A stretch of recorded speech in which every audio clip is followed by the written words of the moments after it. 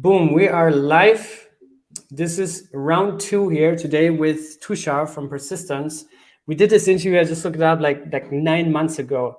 Absolutely crazy how fast time is going and how far we've got, how things changed over the past almost year in Cosmos.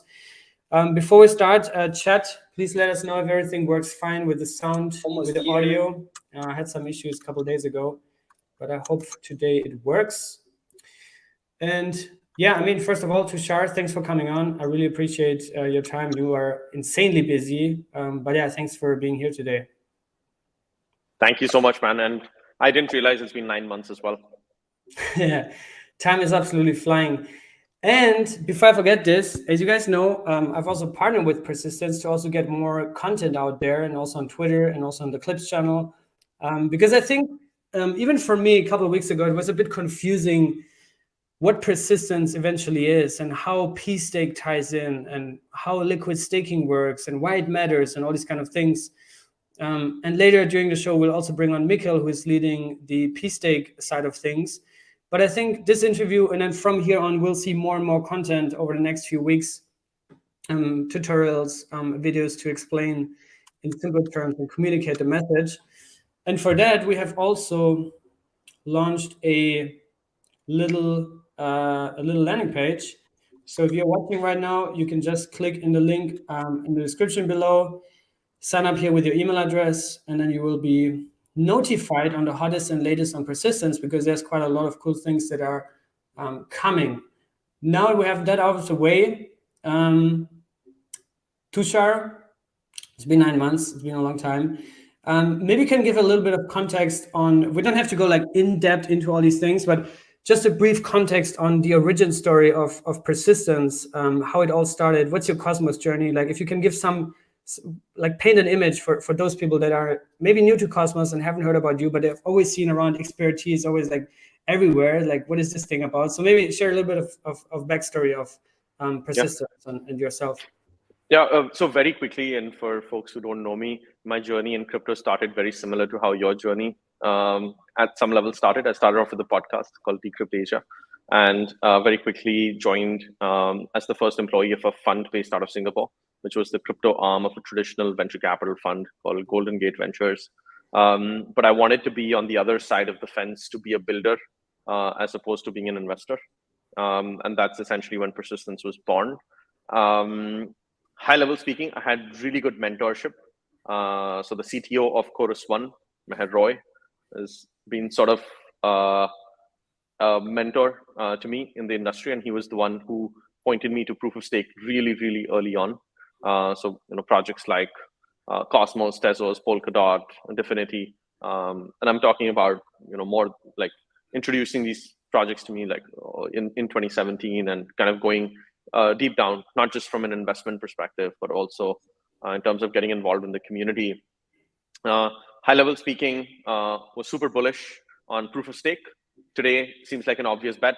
Back in 2018 was not so obvious, where essentially it was just Ethereum from an application development perspective. Within proof of stake at that time, there was not much choice. It was basically an option between Tezos and Cosmos. And after doing tech due diligence, we decided to bet on Cosmos because it had far superior technology. And that thesis has sort of played out over the last 3-4 years. So in 2018, became part of the community. Our team members were one of the earliest contributors to Cosmos. We were part of the Game of Stakes, which was the incentivized testnet to launch the Cosmos Hub, and then Game of Zones subsequently. We've been running validators on Cosmos for a very long time.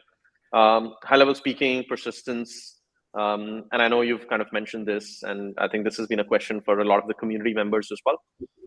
What is Persistence? And we've kind of jumped some hoops over the last few years in terms of what our focus is. And kind of very quickly, I can spend 2 minutes in terms of talking about how and why that transition happened as well. We kind of started off wanting to use crypto to help solve problems in the real world, quote unquote real world. where what we were trying to do was to essentially tokenize real world debt and connect stablecoin holders to be able to earn yields by lending out to businesses in the real world, more specifically speaking, to commodity traders. So we kind of started off more as an application chain to facilitate the trade finance use case for commodity traders. Over a period of time, we realized that there are about 20 different problems in doing that, not to mention the human element of the data input that takes place, not to mention it being extremely complex to facilitate liquidations of any loans that have been originated, because it's linked to prices in the real world, and a lack of a good Oracle system or a credible Oracle system to facilitate the liquidation of those loans. In parallel, we had been tinkering with POS for the longest time. We'd been running validators on the Cosmos Hub and multiple other POS chains within the Cosmos ecosystem and outside the Cosmos ecosystem. So we had very good context. In Q4 of 2020, we did a stake drop campaign to ensure good distribution of the XPRT token. And within 3 months, we had more than $1 billion worth of staked assets that were participating in the stake drop. So that gave us the idea. We were already struggling with the trade finance use case, but our experience of working with POS, working on running validators, and doing the stake drop was sort of the perfect build-up to work on the liquid staking use case, which eventually came to be known as pStake. So, and then over a period of time, we decided to concentrate 100% of our energies on liquid staking because we think it's a large enough market. It's something that we have context on, and we have strength and capabilities on delivering in this particular domain. And personally, to me, this is a super exciting area to work in. Awesome. Yeah, thank you so much for sharing that context and background. I think this clears up a lot of the points that the community had. Also, where does persistence come from? And you guys, you mentioned it, the stake drop. I think this launched basically the whole airdrops spree on Cosmos, like way before airdrops were even fancy. But yeah, I remember that. That was around the time when I also heard about persistence for the first time. And yeah, now we've come a long way. Fast forward 2022, we're in June in the meantime. So give us the high level milestone achievements for specifically this year's, maybe the past 6 months. I think you also underwent quite a few changes internally, structurally. Like you mentioned, now you're focused 100% on liquid staking, but also now Comdex is a separate thing, Asset Mental is a separate thing. So maybe you can talk about some of the high level milestone achievements. Also, if you have some numbers in terms of the development of wallets, the development of the liquidity, and just go-to-market strategy, and some of the achievements along the way for this year. Yeah, I mean, by the way, to your point about this, persistence being, at least to my knowledge, the first project to execute a stake drop, and obviously now it's become sort of a norm. I think beyond that, one of the other things, like I mentioned, we've been one of the earliest contributors, participated in Game of Stake zones, but we were also one of the first teams ever to do a cross-chain transfer of tokens, and this is the pre-IBC era. Obviously, this was in very controlled and permissioned environments, and was purely for experimental basis, but we successfully demonstrated that. So I think those are things that some of the newer community members may not be familiar with or aware of. But going to your question about some of our biggest achievements, and maybe, I mean, it's been about 5 months this year, but also 9 months since we last spoke. So maybe I can cover Q4 2020, Sure. as well as the last couple of quarters. High level, at least from my perspective, we try to have one really big win every quarter, and that's how we've kind of operated. From our perspective, up until Q3 2021, we were massively focused on some of the external things. XPRT had just gone live a few months ago when we last spoke, and we were in the process of capital formation and community building, and we were very externally focused. In Q4, I made the switch personally speaking, to being more internally focused, which is to make sure that the foundations of the project get stronger. So Q4 was really about team building in a very big way. We got a chief design officer, project managers, BD folks, hiring in terms of folks on the marketing side, as well as expanding our capabilities beyond Golang to include Rust as well, as we see the development of Cosm Wasm. So a big part of Q4 was team building. And what happens is the moment you start expanding the team, processes start breaking within the project. And so, no matter how much we talk about DAOs, I think ultimately, if you want to run a successful project, you do need solid processes internally to make sure things don't fall apart. So making sure the right stakeholders are catching up with other stakeholders. We have proper planning for some of the things that we're trying to build. We follow the software development lifecycle where proper documentation is taking place, regular check-ins are happening, and folks are communicating but not sort of spending all their time in calls. So I think basically getting much stronger from that perspective. It also coincided with Q4 when we were focused on capital formation for pStake. Our overall goal was to make sure that truly speaking and very transparently, we were not, when Persistence was fundraising out of a place of desperation, because we started in the previous bear market and it was really, really difficult to raise capital. But over a period of time, we were able to build credibility in the market to be able to reach out to some of the best stakeholders and some of the top tier investors in the world. And so we brought some of the best folks in the world, including the likes of Sequoia, into the Persistence ecosystem, and obviously spread awareness about Cosmos in general as well, and kind of talked about our journey. Q4 is also when we did the coin list sale, which again made us, relatively speaking, it expanded at least the brand awareness for pStake as well as Persistence. So that was Q4. Those were some of the biggest wins. Q1 2022, like you rightly highlighted, we went laser focused. So what kind of started happening in Q4, and I took some time off in December after sort of sprinting for quite a few months, and decided that basically we had to cut down the scope if we had to have any chance of success.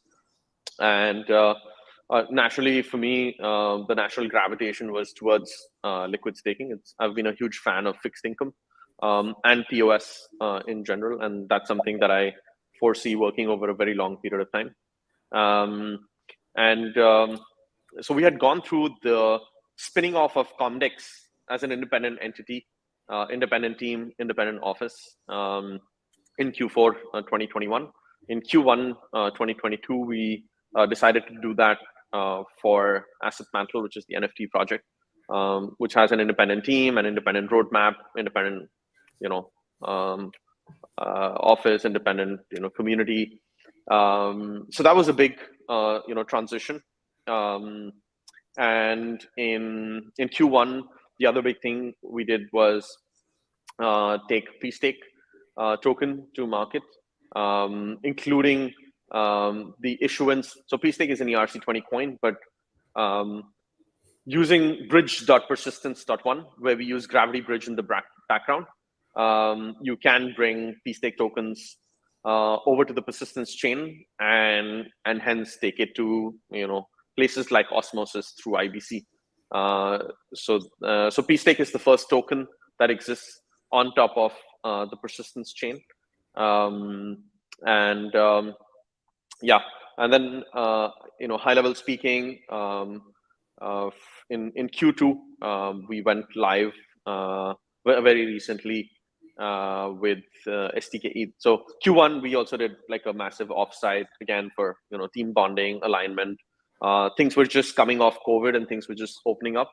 We hired a lot of people during COVID And so to ensure that there is solid alignment between all the various stakeholders and team members, we did a nice offsite. This quarter, Q2 2022, the big focus has been STK ETH, which just went live. And high level speaking, within pStake, we have different expertise with different folks, and we have small satellite teams. So there's folks focused on STK Atom and all the Cosmos assets, and then a couple of other teams focused on STK ETH and a couple of other POS assets outside the Cosmos ecosystem. And high level speaking, massively, I mean, personally, massively focused on, again, some of the unsexy things, just like, becoming really strong from a compliance perspective, making sure we're, super tight in terms of reaching a point where we can be where we can create foundations to become, super big over a period of time. So I think a lot of these things are, people don't talk about, they're very unsexy, but it's just part of like organization building where, you're dealing with multiple human beings with different visions, different ambitions, different goals, different speed at which they move. And what my role is sort of aligning everyone, the product folks, the tech folks, the marketing folks, the community management folks, the business development folks, the finance, compliance, legal folks, all towards a common and shared vision. So that's kind of what the latest has been over the last 9 months. I think we've never been in a stronger position. I just wrote a thread about it as well. We have multiple product rollouts. We have a small but loyal and solid community. We have a super strong team. We're well capitalized. And I think more than anything, our intent is in the right place, and we'll continue to build and fight. And we don't have all the answers. I think we've made every single mistake you can think of in the world as a crypto project we have made. But I think true to our name, we always try to figure out a way to solve those problems, try to learn from our mistakes, and try to do better. Yeah, I mean, simply the fact that you launched in a bear market and managed to still survive back then. This was, I guess, 2018, 19, right? Yes, 2019, yes. And that is not like now bear market, where still Gary Vee is doing an NFT conference. This is like 2019, where people were literally saying crypto is going to die. It's not going to survive. This was a different level of bear market. So big respect for that, to also be persistent and to make it happen, raise funds and survive, and continuously innovate and stay on top of the game. That's also what I love about you guys, is you're not taking that aggressive approach, which, worst case, what happened to Terra can also lead in a total collapse of the platform if you're just too aggressive and trying to to generate too much buzz at the same time. But I think at the same time, you also need to find a sweet spot where you communicate what you're doing with the people, with the community, with the market, because it is getting more and more competitive. Hence, I'm also happy to work with you guys more to create more content and to educate the community also, because I think what you guys are doing is pretty cool. But as you said, we're still early on everything. Liquid staking might seem that it is already around for forever, but it actually only blew up over the past couple of months, maybe a year now, since also the Ethereum beacon chain went live and Lido started to roll out their staking derivative platform, which was probably the most successful product in the liquid staking space so far. But now we see more and more hype, right? I mean, Quicksilver is coming up. There's also now Lido that wants to expand into Cosmos. There's persistence. So maybe let's talk a little bit about the current state of liquid staking. And I think at this point, I can also bring Mikhail on, because he's the lead of pStake, to explain a little bit with the community liquid staking, why it matters, why it has product market fit. Maybe take Lido and Quicksilver as an example, and then eventually how pStake differentiates to that. I know there's a lot of questions, but if you can just give us a 360 overview in simple terms, I think this would be extremely valuable for the community. Yeah, so I mean, I can kickstart more from a macro perspective, and then Mikhail can dive into some of the specifics. So from a high level perspective, like I said, what we did in 2019 was essentially place a fundamental bet on proof of stake. And liquid staking is essentially a byproduct of that, or a sort of subset or function of that bet. We've already talked about how we came about, how we landed into liquid staking. High level perspective, I haven't looked at the latest POS market cap, but I think it's fairly clear that within the proof of work ecosystem, Bitcoin is a clear category winner. But if you look at everything apart from Bitcoin, including things like Zcash, Dogecoin, that have publicly stated somewhat of an intent to migrate to proof of stake. Obviously, Ethereum is in the process of migrating to proof of stake. So fundamentally speaking, from a macro perspective within the industry, there is a shift towards proof of stake.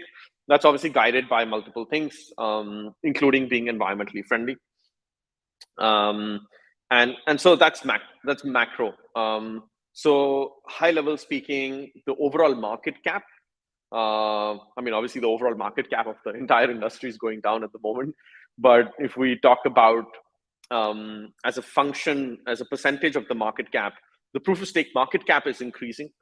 The staking ratio is still pretty low overall for all assets that are stakeable. So, the last I checked, I think it was about 27-28% in terms of the total stakeable assets that are already staked. But I think that number might be slightly outdated. So overall market cap. There's a website, stakingrewards.com, where you can see the ratios, proof of stake, flipping, proof of work. Like, there's fun indicators. And there's a number, I don't know how correct that is, but it says 4.8 million global stakers out there. 4.8 million. And 2 years ago, there was what, 0? So, yeah. Correct. So overall market cap is massive. Staking percentage is really low. So you have the market cap, which is big and growing as a function of crypto, and the staking ratio being low.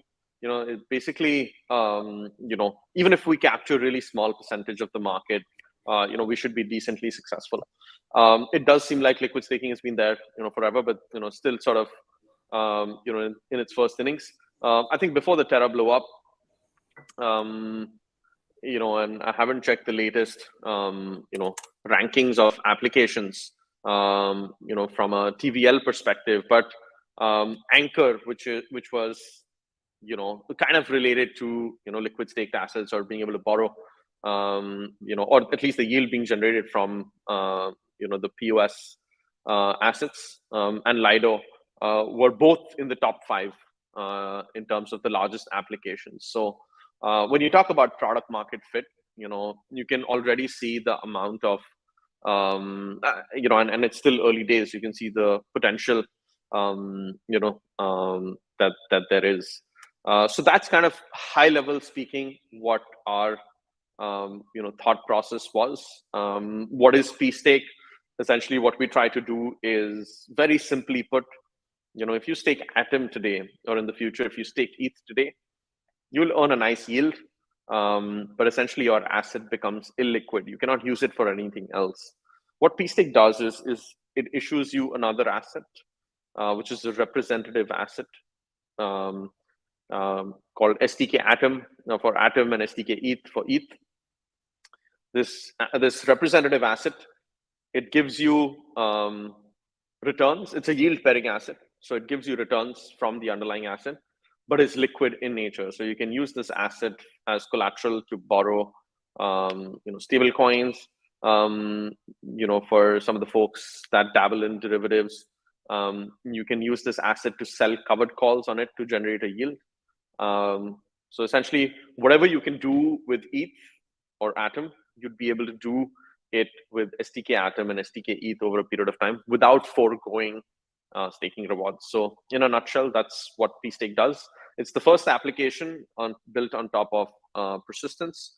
From a very macro perspective, what we will be doing is The assets that are issued from pStake, they will be integrated with third-party DEXs and borrowing lending solutions. But what we'll also be doing over a period of time is to create those use cases natively on Persistence itself. So what is our goal? Our goal is to sort of create a hub around liquid staking, where pStake is focused on asset issuance, and then we create greater number of use cases, whether it's in the form of a DEX to bootstrap liquidity for some of these assets, or to create ability to borrow against liquid staked assets. And that creates some very interesting dynamics where you can have self-repaying loans and things like that from the staking rewards that are generated. So high level, this is what Persistence is focused on. pStake is the first primitive, and we'll be creating a couple of other use cases for the liquid staked assets, and that will become the entire scope of what we try to do. We will not go too adventurous, and we've already made that mistake in the past, and so we're going to make sure the scope remains tight. We keep on top of developments of not just Cosmos-based assets, but some other promising big enough POS assets, and try to bootstrap use cases for them as well. So high level, that's Persistence and how it relates to pStake as a product. Nikhil, if you want to jump in and talk about how it compares to some of the solutions that are out there. Yeah, sure. Hi guys. Thank you for having me. So the idea that we are looking at for liquid staking is pretty simple. What we do not want to do is complicate things. We want things to be very, very straightforward. It's like launching an osmosis for liquid staking. That's the idea for now. The design philosophy is very straightforward, where we have like 3 different things that we look at. One being like simplicity, one being security, the other being speed. So we obviously want to move at a faster speed. If you look at proposal 69 on the Cosmos Hub, obviously very controversial, and so we do not want to have external dependencies on something that might create issues for us when we move into the development cycle. So Lido was pretty much ready to launch if CosmWasm was implemented on the Cosmos Hub, but the fact that CosmWasm was not integrated into the Cosmos Hub creates issues for Lido. So what we've done is we've built a liquid staking module directly on the Persistence chain, which would tie into other chains. So we have a host chain and a controller chain with assets being issued. So you can stake your assets on the Cosmos Hub using pStake or any other Cosmos-based chains, but the asset that is issued, the liquid staked representative token, which we refer to as STK assets, those STK assets would be issued on the Persistence chain. And you could compare this to Quicksilver, because Quicksilver itself is a zone which is issuing assets for other zones in the Cosmos ecosystem. And people have talked a lot about security aspects of Quicksilver versus Lido, building directly on top of CosmWasm versus building a zone which then secures the hub or in other zones in the Cosmos ecosystem. What we are concerned about is providing a solution to users right now who can actually use liquid staking. Liquid staking has been live for about 2 years now, I think, since probably 1.5 2 years with Lido's launch for staked ETH. We were one of the early folks who launched staked Atom derivative for on the Ethereum side, because there was no IBC in the Cosmos ecosystem, there was no DEX in the Cosmos ecosystem. So liquid staking has been live for a very long time now, but there's no reliable solution in the Cosmos ecosystem. So for us, the goal is to provide that reliable solution for everyone to just use the product and very quickly iterate to other versions, use interchain accounts, use the liquid staking module developed by Clusion, and make sure that the product is evolving at a very faster rate. So that's the idea. And I wouldn't compare the components of each of these products like Lido, Quicksilver, pStake, because in my head, I think eventually most of the designs for liquid staking would converge to a point where everything looks very, very similar, but the product that offers the best user experience would be the best one. Yeah, that's the beauty of competition, and I think the market eventually will decide. And I think it also doesn't have to be one winner that gets all the traffic. It can also be multiple players in different niches. But just to help understand, you said earlier, I mean, Asset Mantle and Comdex are separated now. They have their own project, their own teams, their own office and everything. But pStake as a protocol resides as a smart contract on persistence, and at the same time it's also an ERC20 token on Ethereum. Like, please help clarify on that. Yeah. I think that's very confusing for a lot of people.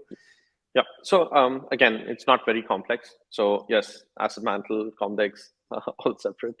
pStake is very much part of persistence, and so there's overlap in the team because there's overlap in the capabilities and the expertise that is required to build liquid staking. In fact, we see that as a plus. So high level speaking, XPRT, which is the native token of persistence, was issued. It's a essentially persistence is a tenement-based chain, and XPRT is the native token. But for high level speaking, what we realized from the launch of XPRT was that one, it's important at some level, no matter how much you hate centralized exchanges, it is important to have some liquidity on centralized exchanges in addition to DEXs. And from a centralized exchange perspective, getting integrations of the native chain is an absolute nightmare. And also, if you have any chain upgrades, we've had instances where Atom deposits and withdrawals have been, inactive on Binance, for like 3-4 days, and that is a top 30 asset globally.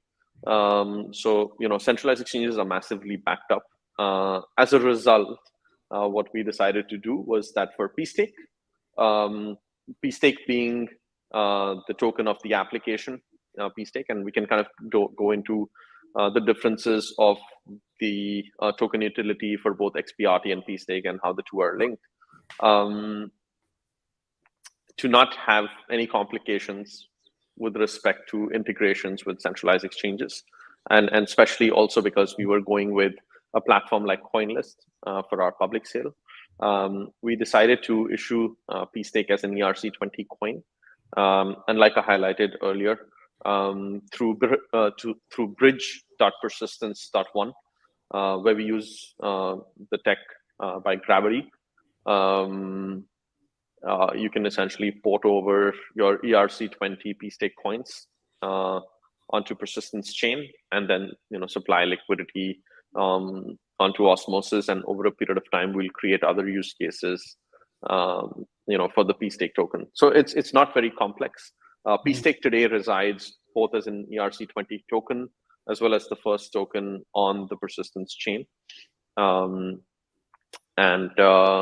Yeah, but it was minted originally on Ethereum, right? Correct. Yeah. And to jump in, the idea for why we need pStake to be an ERC20 token is because pStake as an application is a multi-chain application, solving liquid staking not just for the Cosmos ecosystem but for Solana, for Avalanche, for Ethereum.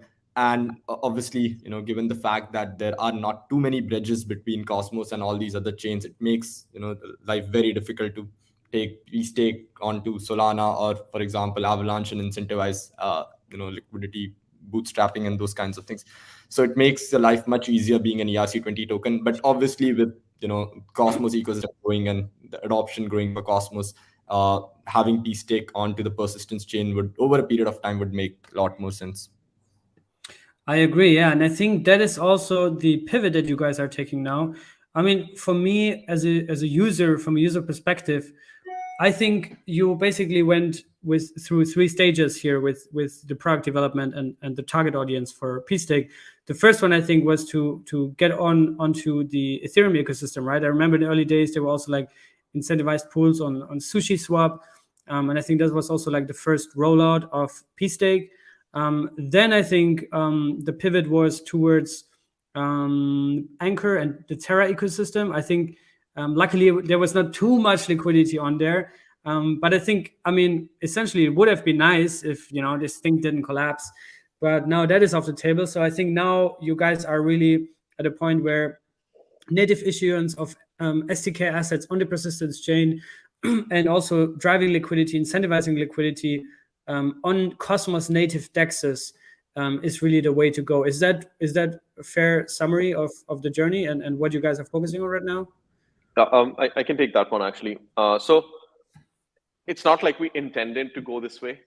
It just, again, we've meandered through the space and tried to make good decisions, but sometimes it's also a function of just being early. You end up making more mistakes. When we started building pStake, there was no IBC and there was no osmosis.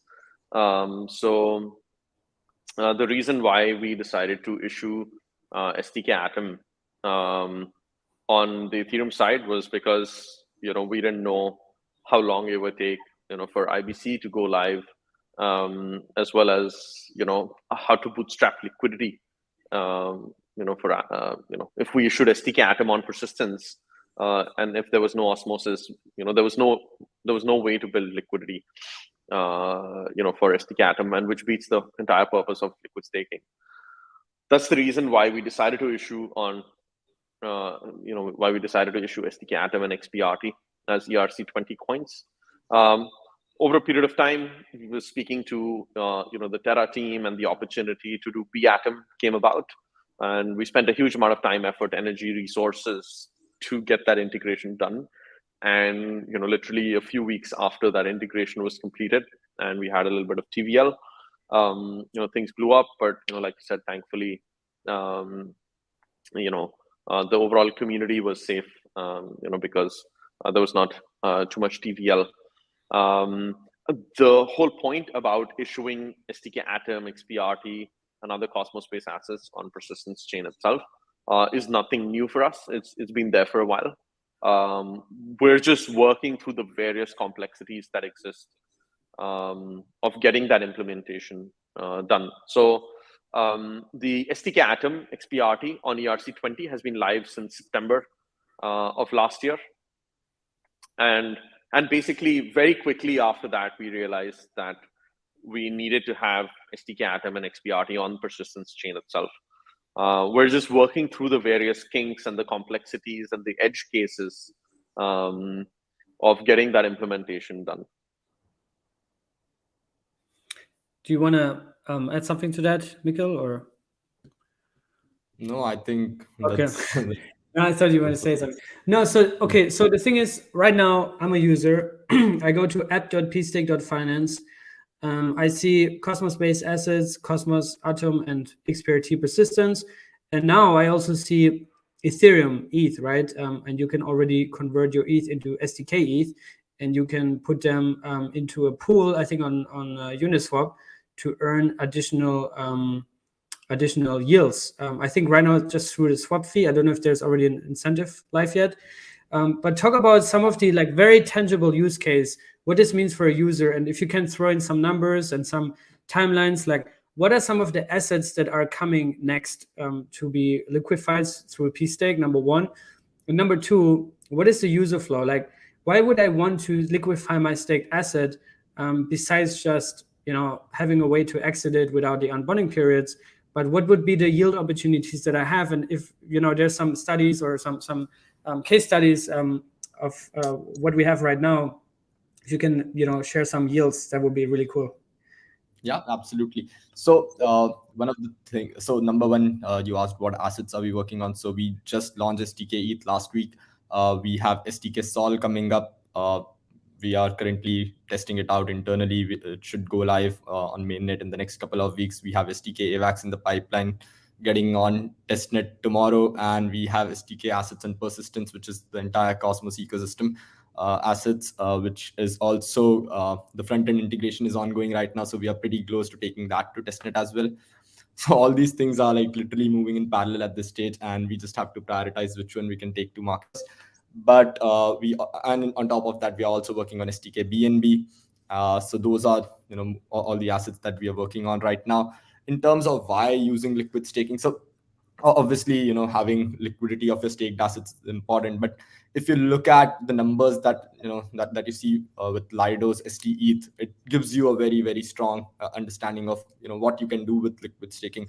So one of the best use cases I've seen, and which is something that we were talking about internally even before Lido did this integration with Aave for their ST ETH token.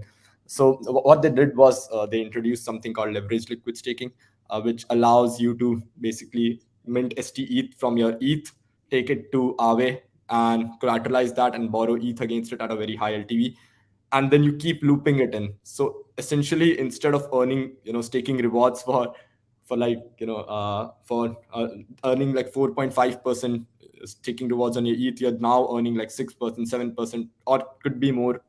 As long as you can keep looping it, it's great. Obviously, it creates risk, and we saw the ST peg broke, and a lot of interesting things happened when the Terra ecosystem blew up. But those are the opportunities that you have with liquid staking. You also have so right now, if you just have your you have some assets on Osmosis, you have supplied liquidity, for example, to the XPRT Atom pool or XPRT Osmo pool, you are basically sure you're earning decent yields, swap fee, plus on top of that you're earning like XPRT incentives. On top of that you're earning rewards on Osmo itself, in the form of Osmo itself. But what if you are earning staking yields on top of that as well, especially within the Cosmos ecosystem where staking yields are actually very high? You don't want to give up on that, right? Like 35% yield on staking, 50% on staking is decently high numbers. Osmo staking is gives you around 60% right now, if I'm not wrong. So those are very high yields which you do not want to give up on. So liquid staking obviously provides you with those opportunities where you can just collateralize your asset, borrow other assets. But on top of that, if you just want to play with a low risk strategy, you can like do what people did with the leveraged liquid staking implementation of ST. And those kinds of use cases will be live for all our implementations as we move along our journey. So if I go now on the website, I see Atom 13.5% and XPRT 24.63%. And if I would natively stake on chain, the yields would be slightly higher. I think Atom 17.9 or something, and XPRT 33%. Is there some sort of like yield reserve that would go into the protocol to build up a reserve, or where does this kind of like little spread go? And for those that are less degens in the DeFi space like me, I'm not, lending, borrowing, looping, this and that. If I just want to like liquefy my asset and provide it as liquidity on Osmosis, is that also a future in which I might earn yields, like incentives on top of it? Is that also where the pStake token comes in, or potentially Osmo rewards, or how does that work? Yeah, absolutely. So number one is so the spread between the rewards, the actual on-chain rewards versus the rewards on STK Atom and STK XPRT right now. Why that spread looks larger is because the native chain rewards are obviously variable and keep moving. But what we've implemented with the current implementation, which has a lot of complications, to be honest, because the asset is issued directly on the Ethereum chain using a bridge. So actually, to give a little more context to all our listeners here, instead of directly issuing STK Atom on the Cosmos chain and bridging it over to the Ethereum chain, which is how most bridging happens today, back when we were building pStake, there were no bridges either. So we actually had to build our own bridge, which could directly issue assets on Ethereum. So whatever the staking rewards exist on the native chain, we try to match that and replicate that on the Ethereum chain by setting a reward rate. So it's a fixed percentage that needs to be changed via governance. So changing reward rate on a daily basis is literally impossible because it's a lot of governance overhead, and it's not the best approach either. So that is why the difference keeps on increasing. But obviously there is a revenue portion that comes to pStake, which is about 9% of the commission is around 9% on top of whatever commissions that the validators charge. With the newer implementation, this spread would be like invisible. There wouldn't be like a big spread. It would just be a small percentage of fee that pStake charges. And unlike the current implementation, your rewards would be fully redeemable at and you wouldn't have to pay a large fees. We'll be following a C token model, which is the exchange rate model, not going into the technicalities of that, but essentially the value of your token would keep changing based on the underlying, so if you deposit 100 Atom with, a 10% staking reward on Atom, after a year you should have 110 Atom. But initially when you minted STK Atom, or when you staked Atom using pStake, you got like, let's say 100 STK Atom. You will always have 100 STK Atom, which can be used to redeem 110 Atom. So the number of STK Atom remains fixed, while the underlying Atom that can be claimed increases over a period of time. So we've reduced all those complexities. It'll be much more easy to match those rewards, instead of having a spread that big, because of the deterministic nature of both Cosmos chain and the persistence chain, while the nature of Ethereum being a very different architecture based chain versus Cosmos, it makes it very difficult to match those rewards. So yeah, that's what causes those spread issues. Okay, and then regarding the second part, for example, Basil is asking here, when is there an STK Atom pool on Osmosis? I think that's where most cosmonauts, I would love to see that. You have a yield-bearing asset, and Atom itself, the real asset, you put that into a liquidity pool, and potentially you even earn extra yields on top of that. Is that something that you guys are planning? Absolutely. So as soon as we launch, this would be the first thing that we'd be doing, launching an STK Atom on Osmosis with, on Osmosis, and we'll also be integrating with other dexes in the Cosmos ecosystem and building other use cases with borrowing lending use cases, and doing a bunch of exciting things with vaults and insurance products in the future as well. And then would pStake or XPRT, or which would be an incentive token to drive liquidity? That's a good question. Or Osmo, I don't know. You could even make an on-chain proposal, I guess, to subsidize those pools, right, with Osmo rewards. Yes. So from our perspective, XPRT basically gets used anywhere where it benefits XPRT itself. So even if you look at the stats right now, the staking ratio for persistence chain is about 87.5%, and that's literally one of the highest in the industry. So out of the 122 million XPRT that is staked, about 10 million has been staked through pStake, and we obviously want that number to grow over a period of time. So essentially that gets incentivized by XPRT, and then everything else gets incentivized by the pStake token. And then obviously, like you said, we will be using, we've been going back and forth with Brent on a couple of things for UMI,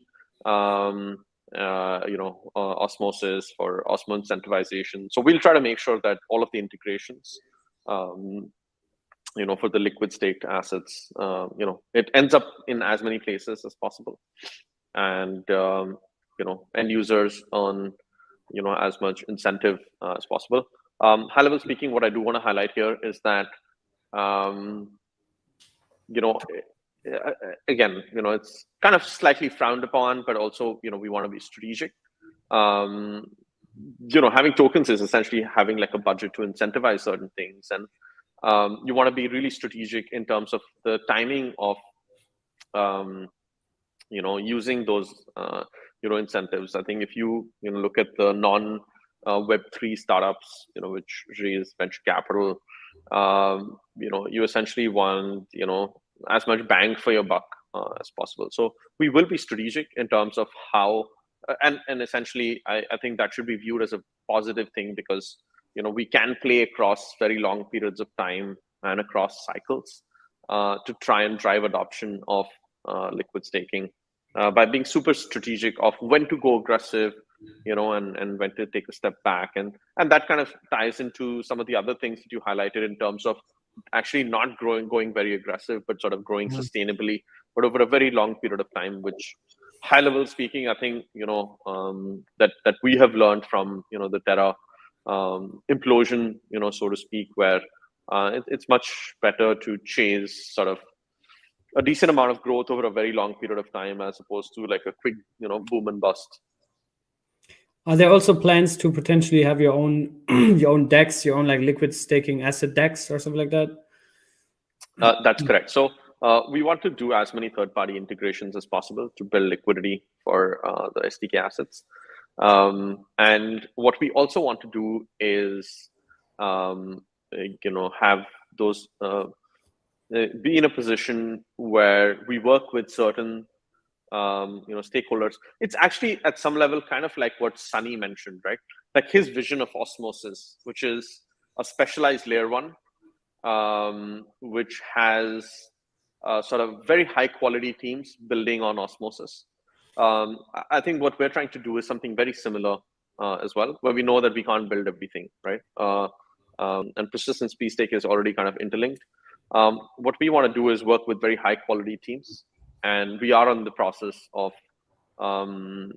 either talking to them or having sort of already have some kind of understanding in terms of how to go about it, and still on the lookout for more teams, for anyone who might be listening, to build some of these use cases on top of persistence for these liquid staked assets. So we definitely want to work with promising teams, and in fact DEX is something that we have kind of thought about a lot in terms of what would be a good mechanism.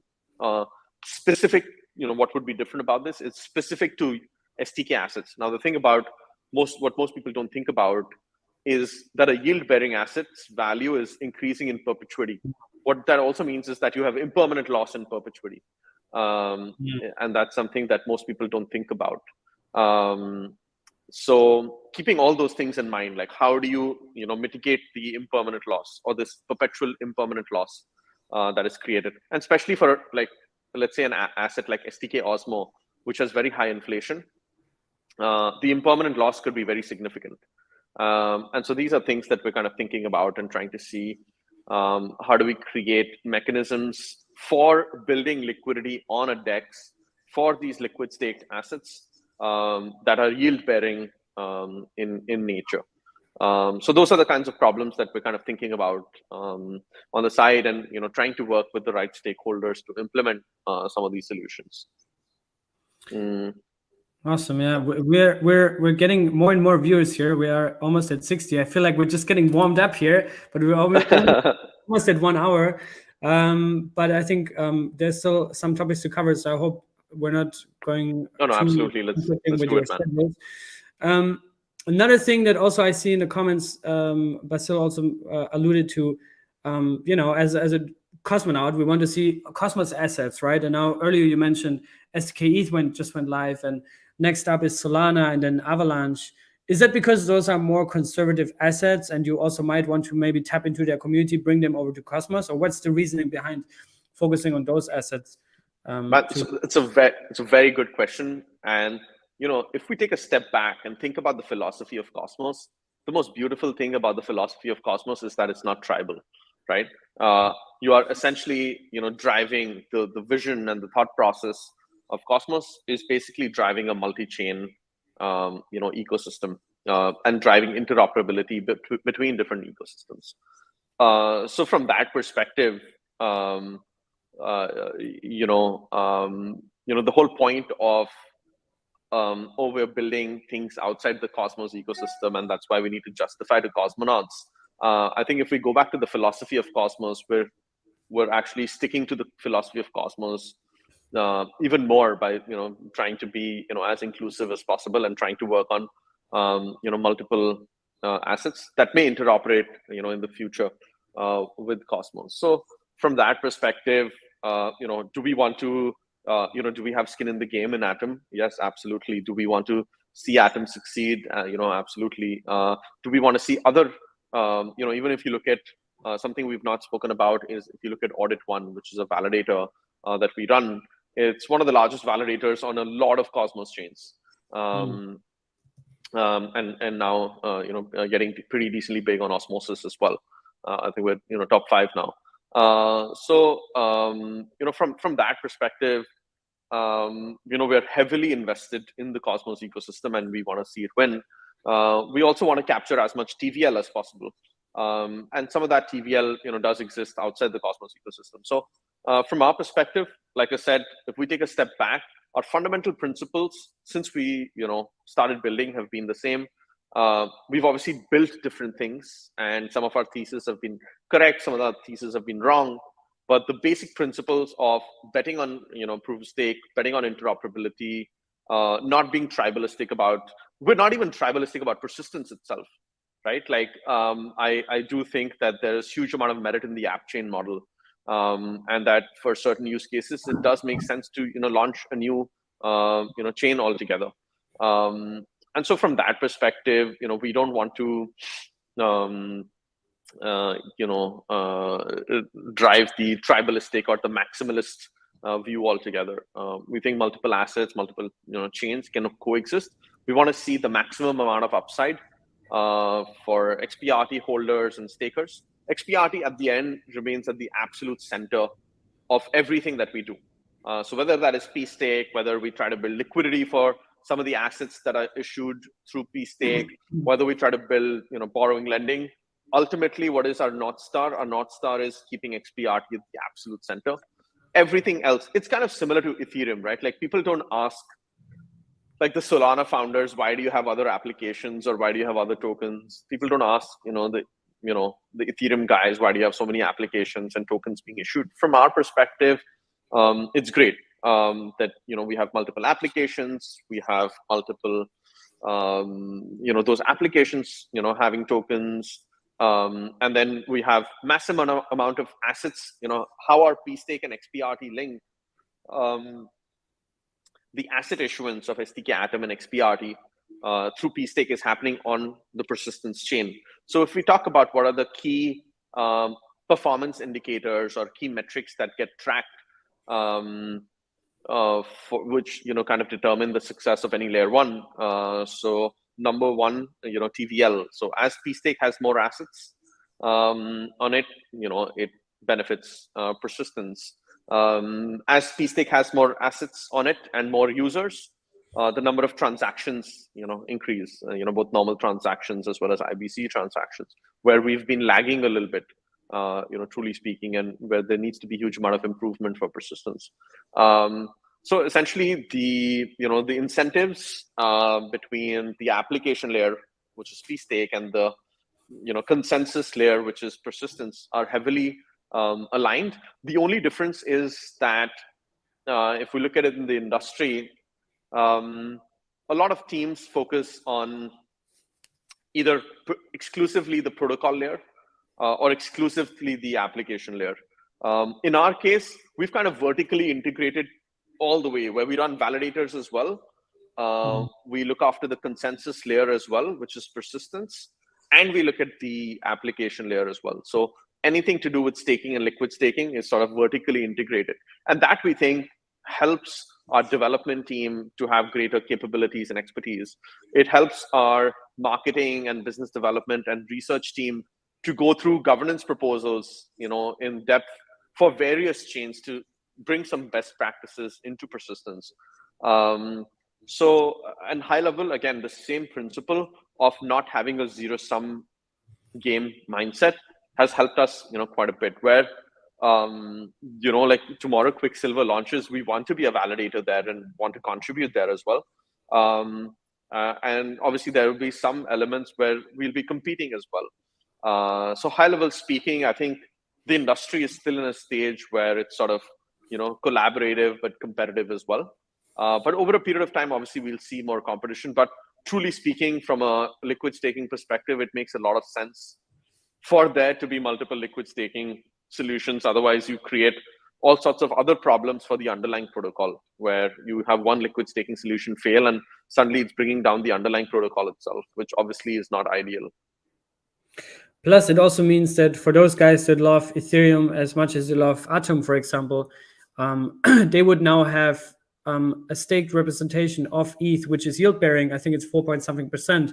Plus, it would be in the Cosmos world, right? So fast and IBC enabled, right? So you have exactly. So I mean, if you look at Osmosis, right? Especially after the Terra blow up, I think Osmosis has gone very heavily on bringing in ETH, BTC, USDC. Yeah. And so from our perspective, if we have a native DEX and, as the infrastructure I mean, what we have realized is we don't want to build any bridges after having gone through the painful experience of doing that. So we leave that to other people. But high level speaking, now you can bring over a lot of these assets, into the Cosmos ecosystem, through bridges over a period of time. Obviously, initially you'll have to, substantially reward some of the initial risk takers to bring their assets over. But over a period of time, as there is greater amount of quote unquote trust, built in, it'll get, easier and easier. So high level speaking, when we do STK solve AVAX, over a period of time, we can bring all of these assets, onto persistence, or onto pStake, and obviously all of this is happening on the persistence chain. Now, this would not be a CryptoCito live stream if there was not alpha leaks to be shared. So I don't know if you can share anything you alluded to earlier a little bit. I'm getting curious on that. And I've also seen the list of partners and investors from centralized exchanges also, as well as like large funds. Binance, I think they just recently invested or partnered. Kraken, I think some other centralized exchanges. So is there any thing that you can say regarding STK assets, maybe STK Atom on Kraken? Is that something that might be coming, or what is that? Alpha leaks. So and again, Kraken is actually one of the biggest bettors on staking while being a centralized exchange. From our perspective at this stage, sorry to disappoint you and the community, but truly speaking, there are no alpha leaks. I think the biggest alpha leak is to just go long XPRT. No financial advice. Obviously, not financial advice, but again, from our perspective, I think I recently wrote a tweet thread about this as well, where. And these are things that I'm like kind of reiterating them now, but the first day that persistence came out of stealth, which is 3rd of Jan 2020, my tweet, which was my pinned tweet for the longest time, was humility, integrity, persistence, which has now evolved to humility, integrity, patience, and persistence. That was literally my pin tweet, and it's out there, and I truly believe in that, right?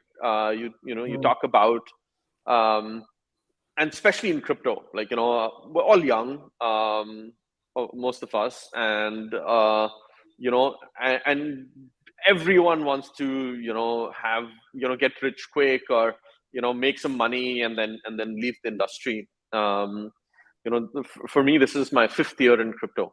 And so what I've had to do is, over a period of time, try to level myself up with what was required, whether it was hosting podcasts, or learning to do, fund management or compliances around fund management, or building a team, or building a brand, or, aligning folks, or hiring, or doing big BD, or, executing deals, or, 20 million things. But I think the fundamental principles have remained the same, right? I talked about earlier from a product perspective what those principles were, which was a bet on proof of stake. But from a life perspective, it's been very clear as well, where I've seen so many people do really well and become extremely arrogant, and then you see their downfall. And this is not I'm not talking about something some of the recent happenings, and it's been the case with so many different people. If you don't have integrity, if you want to work for a very long time, if you don't have integrity, you will create a bad reputation for yourself. The community will hate you, your investors will sue you, and 20 other bad things will happen, and you have to stay patient. Like I mentioned, we've made so many mistakes, mistakes around token launches, airdrops, timing, raising from wrong folks, working with wrong service providers, hiring wrong folks, creating the wrong incentives for people. Like every single mistake you can think of, we've made it. But we're stronger today because we've made those mistakes and learned from that. But for that, you need to be super patient, right? Like, because you can, drive yourself crazy by doing so much and then just burning out. And then, if you're in crypto for a while and you know how things work, you will make money, but if your, fundamental principles are not in the right place, things will blow up, or you will burn out, right? And the thing with compound interest or compounding in life, whether that's relationships, whether that is learnings on the product side, they all happen. They're all backloaded. Like Warren Buffett became a billionaire after he turned 50. And that's because success is backloaded. You put in the work, you may not see improvement, but that improvement or that success comes towards the end. So what you want to do is elongate your time in the game. So what I try to do now is just, you mentioned I work really hard. Actually, I don't. Or like I'm very busy. No, my whole job is to now do lesser and lesser, so that I can survive longer and longer, in the game and create mind space. So for me, if I'm, going for a walk, I'm thinking and strategizing, and that is work. I thankfully have a very strong team at Persistence, who do a lot of heavy lifting for me. So my job is to now go for a swim and think about things, or take long showers and think about things, because I'm working, I'm strategizing, new ideas are coming because I'm relaxed. So high level speaking, I think these are things that people get upside down in crypto, where, this whole hustle culture, nonstop, aggression, pushing, it's what leads to a burnout. It's what leads to, people losing their health. It's what leads to making bad decisions. It's what leads to not treating people the right way. And those are things that lead to failure. So for me, a big part of what I do now is to just take a step back and be like, okay, where does the next stage of growth come from? How can I create more mind space for myself? How can I create more time for myself and truly level up, as an individual to lead Persistence into the next phase of growth? But high level speaking, and obviously, so humility, integrity, patience, and persistence. I mean, you have to work hard no matter what you do, to be successful. And then high level speaking, I think, this is a question we get asked quite a bit. Like, like some people think that, we're a promising project, but, there are other people who complain about why we're not like more out there.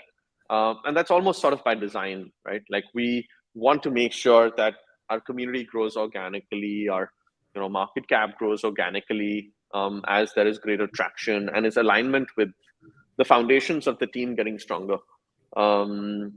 So from that perspective, at least I don't have any FOMO about anything. You just grow slowly and grow sustainably, and it's about time in the game. So what you want to do is prolong that instead of just burning out and then you want to leave the industry or go to something else. That's really bad. Yeah, I think even though you're saying you're taking a bit of a more conservative, more realistic approach, and not that move fast and break things along the way, you're still extremely supportive, and that's what I appreciate about the whole team at Persistence to the community, right? You were one of the first and earliest partners and sponsors for Cosmos 1. You're now one of the earliest partners and sponsors for the second one in Medellin. And I think the last 10 minutes that you just presented, this would be a perfect speech for Cosmoverse. I hope you'll be there and you'll present that, because this is exactly what really, really also, like for me as a content creator, right? There's so much going on, and it's sometimes really, really hard to remain focused and to be able to also not ignore, but like really absorb all this external noise that is coming in, because it's such a fast moving industry. It's 24/7.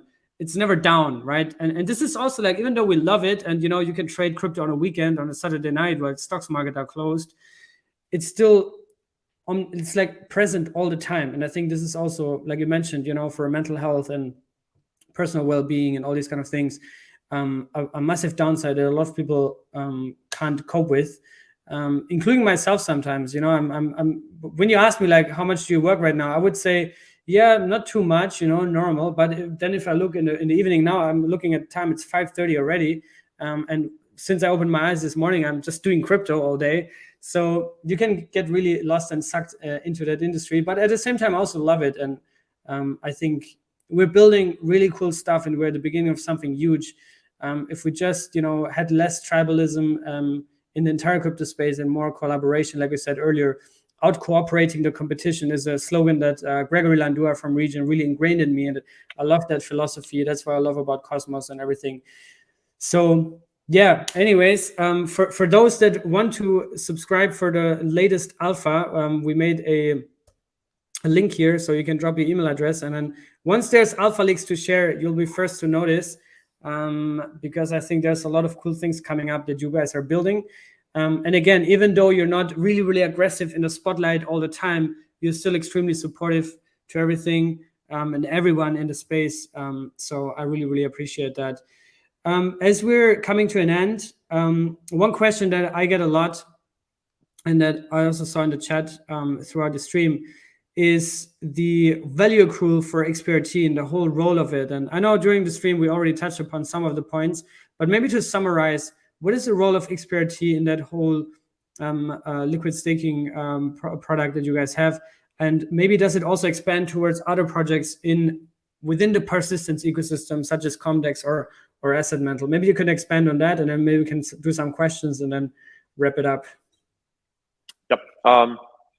Yeah. So from XPRT perspective, I think in terms of what the utility is, so similar to all other Cosmos coins, XPRT serves as the staking and the governance token. What we have, you know, high level speaking, what the original intent was that the applications in the persistence ecosystem should produce enough fees through one way or another to be able to not have inflation at all over a long period of time, so that you can support the validators and the stakers to exist and you know, to be able to generate yields without having inflation. Obviously, that is going to take, you know, a while, and that's why you know, essentially we almost have 6 years before the yields go down massively. I think like below 5%, and so every 2 years, for people that don't know, the yield, the APY goes half. So in March of 2023, it'll go to kind of the target yield will go to 17.5, and then 2025 it goes below 10%, and then 2027 it goes below 5%. So, you know, high level speaking, that's the overarching progression.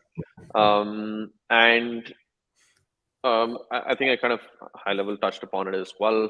XPRT is at the absolute center of everything that we do, and we always want the, you know, value of XPRT to be greater than all of the TVL, you know, that it houses on top. And so, you know, from that perspective, you know, like I mentioned, you know, in terms of the typical, so we have you know, about, I think, 45,000 you know, folks. I think we have about, you know, 5 who are holding XPRT, and you have, I think, about I think 5,000 to 6,000 stakers. So, you know, we have a high you know, staking ratio. High level speaking, from our perspective, XPRT should accrue value similar to how any other layer 1 accrues value. Our only thought process, the difference in thought process compared to other quote unquote L1s, is that we're not a general purpose L1. So unlike a Solana or an Avalanche, or even some of the L2s, which want all kinds of applications to exist, we want like 3 or 4 very high quality applications to exist with solid product market fit. So that's the key differentiator in thought process. So, we don't want 20 applications or 200 applications. 1, 2, 3. I mean, if you look at Osmosis is like the best example, right? It's, I think, still top 15 in the world in terms of chain TVL, according to DeFi Llama, at about, I think, 230 or 240 million TVL on the Osmosis chain. And it serves one purpose and one purpose only right now. That is so beautiful. And that's kind of, what we look towards as well for inspiration, where one use case, which is liquid staking, and then create a few use cases around that, and then just try to execute that really well to drive success of the chain, and as a result of XPRT. Now, if you talk to me about how to justify the valuation, I think that is something that the entire industry, I think, like, how do you justify the valuation of ETH or Atom, and that's very complex. But high level speaking, as there is more activity on the chain in terms of TVL, there's a greater amount of fees being generated, greater amount of revenue being generated from the applications, and there are some regulatory constraints in terms of fee sharing and things like that, which we're working towards and working out in terms of how that can be shared with XPRT stakers. And that's why I don't want to comment on that aspect, and I can't comment on that aspect. But those are things that we're working towards. That's why we have higher inflation and higher staking rewards right now, while we figure out all these things. People forget that crypto startups are like early stage tech startups that trade like public companies. And so it's you're trying to, like, you need to buy time almost, I think, initially. And you can do that by just giving, I think, higher staking rewards while you figure some of the things out. So that's kind of the phase we're in now. Yeah, I love how you really emphasized the difference also between protocol revenue that has real intrinsic utility of the platform because it has real users, because it has real transactions, real volumes, and the economic incentives, which is just pure game theory, to maybe be the hook to get real revenue on the platform. And I think that's what a lot of the Cosmos chains are working towards too. You guys are in a great spot. I really think liquid staking has really, really strong product market fit. I mean, just look at what Lido did on Ethereum, and the rest is a no-brainer. And yeah, also like Basil said, I think he summarized it really well here. To be able to have a liquid staked asset that you can exit quickly, but also farm to get extra yield is a no-brainer. And I think that's also a big pain point for a lot of people in crypto. One last question before we get into a quick AMA. And this is a question also I get from the community all the time. What about airdrops? I mean, if I stake my Atom through pStake, will I be eligible for any airdrops? We love airdrops in Cosmos. There's always airdrops left and right. Personally, I lost track, even though I do tutorials about it. But yeah, what's up with that? I've been Nikhil, you want to take that?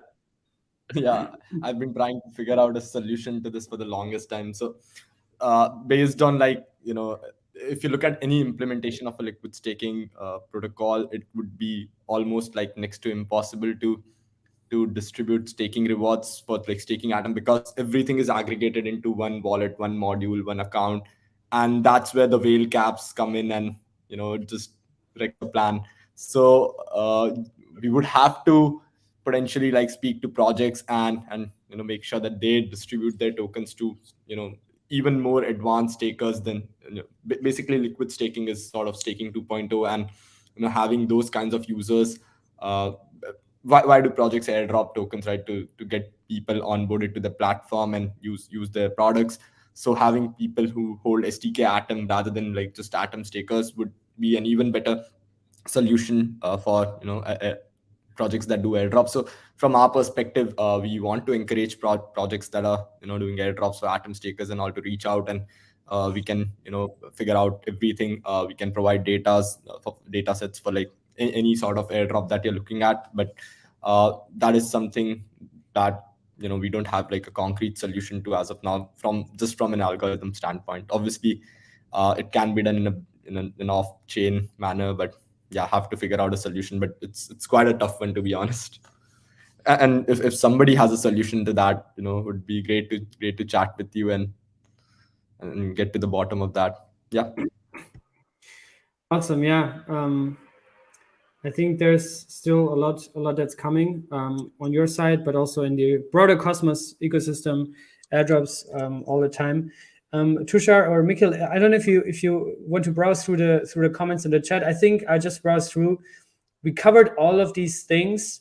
If you find any question that you think we haven't covered yet, or you want to go deeper in, then please let me know.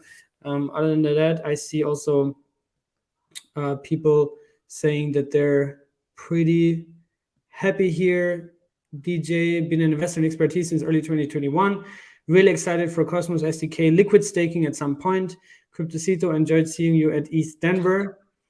That was nice. I appreciate your comment here. Is there anything else from your side that you think we should cover, or comments, frequent questions you get? Then let me know. I think one thing is, the entire industry is evolving at a rapid pace, and it evolves from multiple angles, right? So the technology evolves, but the regulatory environment evolves as well. And what we try to do is try to evolve with that. And so I think some of the things, like especially around like fee sharing and things like that, have gotten very complex. And we are trying to, find our way around it, while trying to mitigate any risk for ourselves. So I think those are things that, we like really appreciate a little bit of patience from the community. That's, again, like I said, one of the reasons we had, higher staking rewards or higher inflation to begin with, is to almost like buy time to be able to figure out so many different things. And so, so in terms of high level speaking, again, from a principles perspective, we'll always try to do right by our community. We will not always get it right. But, we'll try to do, right by them. And whether that means a nice like user experience, whether that means like figuring out the airdrop problem for liquid stakers, whether, it's not like we don't want to do that. It's just like difficult to implement it. So, we really appreciate, that understanding and patience. And for anyone who's been supporting us recently or for a while, we really appreciate that. And, rest assured, we'll, continue to, strive really hard to do right by, our community, our stakers, holders. Awesome. I'm just typing right here. I'm dropping the link to try out pStake in case you haven't. I also made tutorials a couple months ago. So check that out. Use the app today. It's already live. You can liquefy your ETH. You can liquefy Atom and XPRT. Solana coming up, AVAX coming up, hopefully more Cosmos assets. And then we'll see also ways to earn additional yields in Cosmos native DEXs. Thank you so much for coming on. Also, Mikhail, for sharing insights on the hottest and latest on pStake. Again, I'm also dropping this link here so you guys can sign up for Alpha Persistence, Alpha Leaks. Boom, there we go. And yeah, I guess if people want to stay up to date, they should follow you guys also on Twitter. Is it, I think, _persistence1, right? No, @persistence1. Yeah. Persistence1, gonna drop that as well so people can find you, get in touch, ask questions, and yeah, we'll keep in touch.